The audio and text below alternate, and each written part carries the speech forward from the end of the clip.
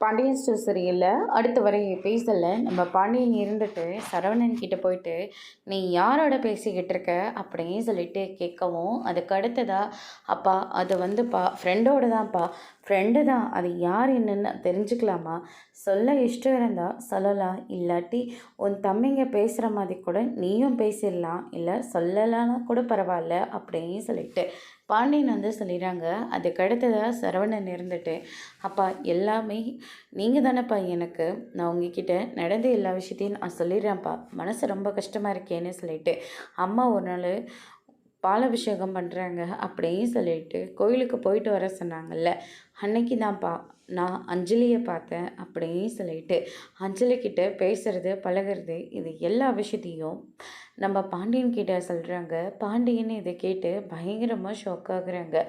அது மட்டும் இல்லைப்பா, அஞ்சலிக்கு இப்போ வாழ்க்கையே இல்லை, அவளும் இப்போ வேலை தேடிட்டுருக்காப்பா, ஏன்னா என்னோடதும் இப்போ டிவோர்ஸ் கேஸ் வேறு கோர்ட்டில் போயிட்டுருக்கல, இத்தனை வருஷம் கழித்து நானும் அஞ்சலியும் ஒன்றா மீட் பண்ணியிருக்கோம், அதுவும் வாழ்க்கையே தொலைச்சிட்டு. அது மட்டும் இல்லைப்பா, போன தாட்டி மாதிரி இந்த வாட்டியும் ஏதாவது சொல்லி இந்த கல்யாணத்தை நடக்க விடாமல் பண்ணிடாதீங்க, எனக்கு அஞ்சலியை ரொம்ப பிடிச்சிருக்குப்பா, தயவு செஞ்சு எனக்கு அஞ்சலியை கல்யாணம் பண்ணி வச்சுருங்க அப்படின்ற மாதிரி சொல்கிறாங்க. பாண்டியன் எதுவுமே பேசாமல் அங்கேருந்து கிளம்புறாங்க. அதுக்கு அடுத்ததாக பாக்கியம் இருந்துட்டு தங்கமயில் ப்ரெக்னெண்ட்டாக இருக்கிற விஷயத்த சொன்னதெல்லாம் போட்டு யோசிச்சுட்ருக்காங்க. அதோடு இன்னைக்கான பிரம்ம முடிச்சிருக்காங்க.